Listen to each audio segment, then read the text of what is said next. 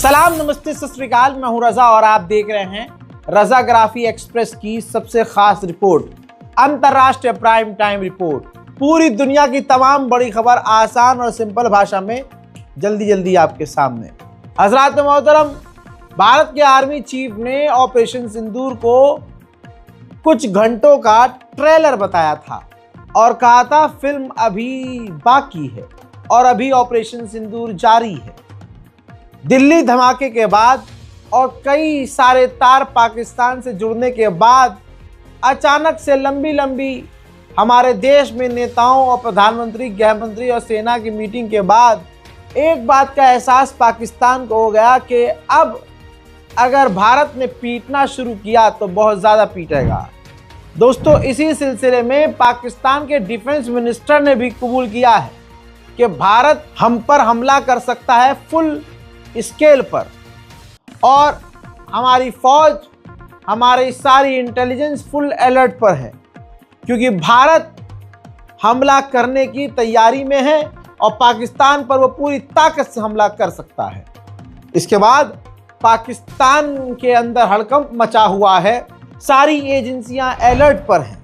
हजरात, अभी तक जो चीज़ें निकल के आ रही हैं उससे ये साबित हुआ है कि पाकिस्तान का ही हाथ भारत में लाल किले पर हुए धमाके में मौजूद पाकिस्तान का हाथ, पाकिस्तान की ही एजेंसियां और पाकिस्तान के ही आतंकवादियों का लिंक निकल सकता है और निकल भी रहा है, जो भारत में हाल में ही घटनाएं हुई हैं।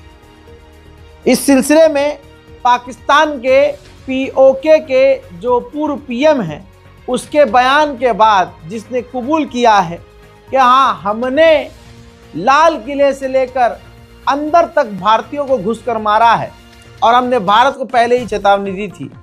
हजरात, ऐसे तमाम चीज़ों के बाद ये बात क्लियर हो गई है कि भारत पाकिस्तान पर बड़ा हमला कर सकता है। वहीं जो पाकिस्तान डेमोक्रेसी की बात करता है, ईमान और ईमानदारी की बात करता है, उस पाकिस्तान की असलियत आप ये देखिए कि वहाँ का पूर्व प्रधानमंत्री इमरान खान, जो पाकिस्तान की आवाम जनता के लिए मरने को तैयार था, पाकिस्तान का वो प्रधानमंत्री इमरान खान जो कभी अमेरिका के आगे झुका ही नहीं, आज जब वो जेल में सड़ रहा है तो उनकी बहन जब उनसे मिलने के लिए जेल जा रही थी तो वहाँ पाकिस्तान की पुलिस ने, आर्मी ने उनको पीछे खदेड़ा, उनको ज़मीन पर घसीटा। पाकिस्तान के ये पूर्व प्रधानमंत्री बहनों का, औरतों का, उनकी घर की महिलाओं का यह हाल पाकिस्तान कर रहा है। तो आप सोच सकते हैं कि इमरान खान से कितनी तकलीफ शहबाज शरीफ को है और कितनी जलन और हसद। तुम लोगों को गैरत नहीं आई है, बेगैरत के बच्चों, तुम लोगों को गैरत करे, अल्लाह करे तुम लोग मर जाओ सारे। आमीन आमीन। सड़क के ऊपर घसीट रही थी वो औरतें, बेगैरत।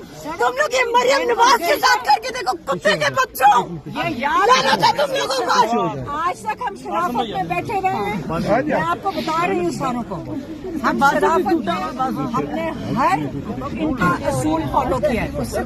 आज जो उन्होंने मेरी बहन, अब ये बात क्लियर है, चारों तरफ से बात आ रही है कि पाकिस्तान के आर्मी चीफ को इस बात का एहसास है कि भारत हमला कर सकता है। तो पाकिस्तान पिछले 10 सालों में सबसे ज़्यादा खर्च अपनी बॉर्डर की सेना पर करने वाला है। कहा जा रहा है कि आसिम मुनीर को डर है ऑपरेशन सिंदूर 2.0 का और बलोच लड़ाकों का, इसीलिए बॉर्डर फोर्स पर, अपनी सेना पर, देश की सिक्योरिटी के लिए पिछले 10 साल में इतना खर्चा नहीं किया जितना खर्च अब आसिम मुनीर करने वाले हैं। उधर मेरे दोस्तों, फेंटा को कोई गर्दन पकड़ के ये दिखा दे कि देख, जिसे तू आतंकवादी कह रहा था, तेरा ही अब्बा, तेरा ही बाप उसका वेलकम कर रहा है। हम तो पूरे खिलाफ हैं। दोस्तों, भारत पहुंच गए हैं अफगानिस्तान के ट्रेड मिनिस्टर अजीजी और भारत के वो ट्रेड फेयर में भी शामिल होंगे। इतना ही नहीं, लगातार उनकी मीटिंग चल रही है। पाकिस्तान से ट्रेड बंद हो चुका है भारत का और अफगानिस्तान खुद पाकिस्तान से ट्रेड नहीं कर रहा है। ऐसे में कई ट्रेड डील भारत और तालिबान के बीच हो सकती है। हजरात, ऐसे बहुत भाजपा के नेता चिंगाड़ कर और छुछुंदर की तरह दांत निकाल कर, जो पहले संसद में रोने का उनका वीडियो वायरल हुआ था, वो मजा ले रहे थे कि ये लोग तालिबान महाअध्यक्ष, ये अध्यक्ष साहब यह तालिबान के समर्थक हैं। आज उन्हीं की सरकार तालिबान से डील कर रही है, तालिबान से हाथ मिला रही है। ऐसे लंडभस्तकों का क्या किया जाए जो कल कुछ और आज कुछ और कह रहे हैं। भारत की मिसाइल ब्रह्मोस को खरीदने और उस पर बात करने इंडोनेशिया के एक्सपर्ट डेलीगेशन की टीम 1-2 दिन के अंदर भारत पहुंचेगी। अगर ये डील होती है तो इससे भारत को अच्छा फायदा होगा। उधर बांग्लादेश के नेशनल सिक्योरिटी एडवाइजर भारत अचानक से आए और भारत के एनएसए अजीत डोवाल से मिले और उन्होंने बांग्लादेश अजीत डोवाल को इनवाइट भी कर दिया है। मोदी का जलवा और 56 इंच और लाल आंख देखिए। भारत पर 50% टैरिफ अमेरिका ने लगा रखा है, लेकिन जादू देखिए मोदी का, टैरिफ के बावजूद 14% हमारा एक्सपोर्ट अमेरिका को बढ़ गया है। यानी टैरिफ के बावजूद भारत का ट्रेड अमेरिका से बढ़ गया है। उधर भारत और जर्मनी ने डील कर ली है। दोनों देश की कंपनियां सेफ्टी, हेलीकॉप्टर सेफ्टी और कई तरह के हार्डवेयर सॉफ्टवेयर साथ मिलकर डिफेंस इंडस्ट्री में डेवलप करेंगे। हजरात, चाइना का हरामीपन देखिए। अपने फाइटर जेट को बेहतरीन और अपने फाइटर जेट को बिकवाने के लिए, ताकतवर दिखाने के लिए ऑपरेशन सिंदूर में, ऑपरेशन सिंदूर के जो जंग चल रही थी इंडिया पाकिस्तान की, उस दौरान उसने आर्टिफिशियल इंटेलिजेंस और डीप फेक का इस्तेमाल करके भारत के राफेल फाइटर जेट को गिराया हुआ दिखाया, आग लगता हुआ, और बहुत सारे डीप फेक इमेज का इस्तेमाल किया ताकि दुनिया को भारत के राफेल, फ्रांस के राफेल फाइटर जेट पर भरोसा कम हो और दुनिया चाइना के फाइटर जेट खरीदने के लिए आगे बढ़े। उधर बांग्लादेश इंटरपोल में जाने वाला है, इंटरपोल को रिक्वेस्ट करने वाला है कि हमारी जो गुनहगार हैं देश की, शेख हसीना, उसे आप जैसे तैसे भारत से लेकर बांग्लादेश लेकर आ जाएं। दोस्तों, हॉलीवुड की फिल्मों में हमने देखा है कैसे इंटरपोल जो है दूसरे देशों में ऑपरेशन करती है और अपना ऑपरेशन चुपके से कामयाब कर भी लेती है। अब इसी इंटरपोल के पास बांग्लादेश पहुंचा है। शेख हसीना के बेटे का बयान भी आ गया है कि बाइडेन सरकार जब अमेरिका में पावर में थी तो उसने मिलियंस ऑफ डॉलर खर्च किया था बांग्लादेश की रिजीम को चेंज करने के लिए। चाइना और जापान की लड़ाई में भारत की बल्ले बल्ले हो गई है। हजरात, चाइना किलस कर जापान से सी फूड इंपोर्ट रोक देता है, ऐलान कर देता है कि जापान से हम अब सी फूड नहीं लेंगे। और उधर चाइना ने भारत से सी फूड लेना शुरू कर दिया है और 10% सी फूड हम एक्सपोर्ट कर रहे हैं।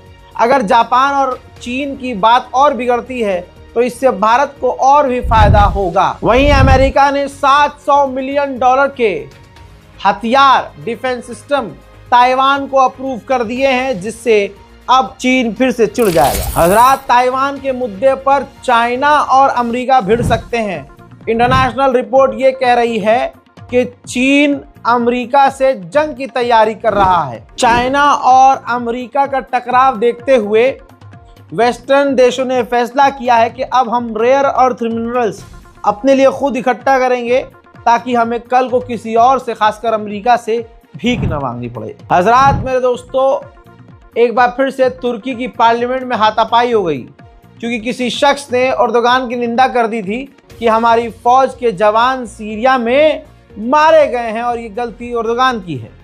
बस एर्दोगान के समर्थक और विपक्ष की पार्टी नेताओं के बीच में हाथापाई फिर से हो गई।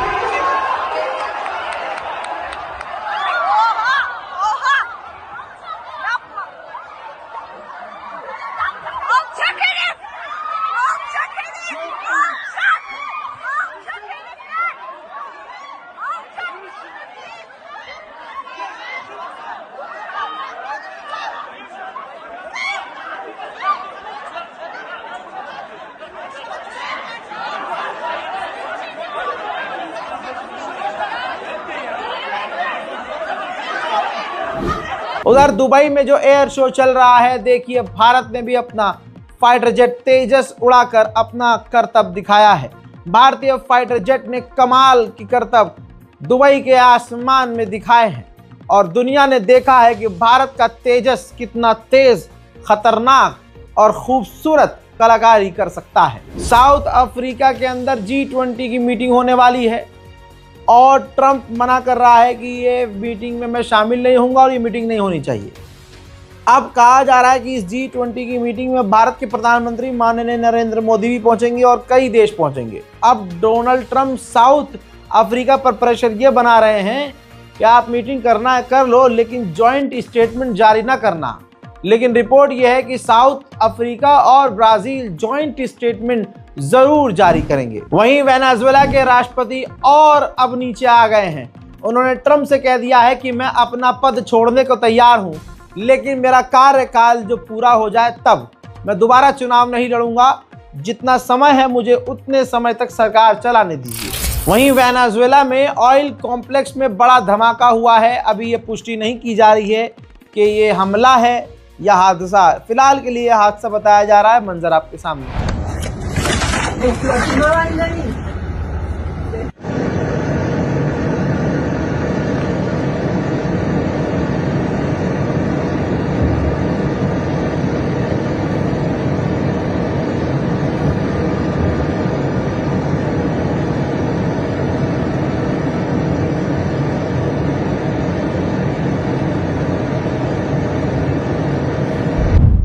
मेरे दोस्तों, अंतर्राष्ट्रीय प्राइम टाइम रिपोर्ट में आज और अभी के लिए रजाग्राफी एक्सप्रेस पर इतना ही।